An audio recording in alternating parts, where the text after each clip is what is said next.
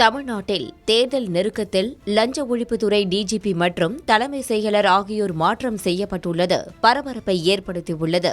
தமிழ்நாட்டில் வரும் 23ஆம் தேதி தேர்தல் நடைபெறும் என தேர்தல் ஆணையம் கடந்த மார்ச் 15ஆம் தேதி அறிவித்தது.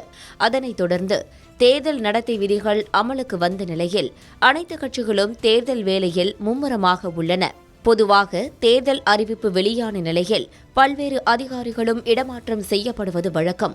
அந்த வகையில் சில நாட்களுக்கு முன்னர் தமிழ்நாட்டின் பொறுப்பு டிஜிபி வெங்கட்ராமன் மாற்றப்பட்டு அவருக்கு பதில் சந்தீப் ராய் ரத்தோரை தமிழக காவல்துறை தலைமை இயக்குநராக நியமித்து தேர்தல் ஆணையம் உத்தரவிட்டது. அதேபோல தாம்பரம் மாநகர காவல் ஆணையர், மதுரை மாநகர காவல் ஆணையர் மற்றும் தூத்துக்குடி, சேலம் மாவட்ட ஆட்சியர்களும் மாற்றம் செய்யப்பட்டனர். அதனைத் தொடர்ந்து அடுத்த அதிரடியாக தமிழக தலைமை செயலாளர் முருகானந்தம் மாற்றம் செய்யப்பட்டு அவருக்கு பதில் புதிய தலைமை செயலாளராக சாய்குமார் IAS நியமிக்கப்பட்டுள்ளார். சாய்குமார் தமிழ்நாடு கேடரின் 1990 பேட்ச் IAS அதிகாரி ஆவார். 2018ஆம் ஆண்டு அப்போதைய முதல்வர் எடப்பாடி பழனிசாமியின் செயலாளராக இருந்தவர்.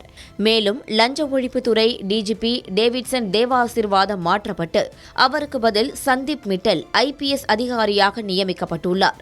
சமீபத்தில் நகராட்சி நிர்வாகத்துறையில் பணி நியமன முறைகேடு தொடர்பாக அமைச்சர் KN நேரு மீது வழக்கு பதிவு செய்ய உத்தரவிட்டும் வழக்கு பதிவு செய்யாத அதிகாரிகள் மீதும் நடவடிக்கை எடுக்க கோரியும் தாக்கல் செய்யப்பட்ட நீதிமன்ற அவமதிப்பு வழக்கு குறித்து லஞ்ச ஒழிப்புத்துறை பதிலளிக்க சென்னை உயர்நீதிமன்றம் உத்தரவிட்டுள்ளது.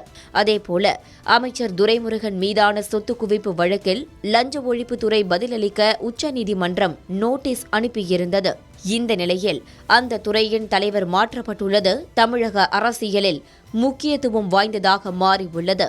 புதிய லஞ்ச ஒழிப்புத்துறை டிஜிபியான சந்தீப் மிட்டல் 1995 பேட்ச் தமிழக கேடர் IPS அதிகாரியாவார்.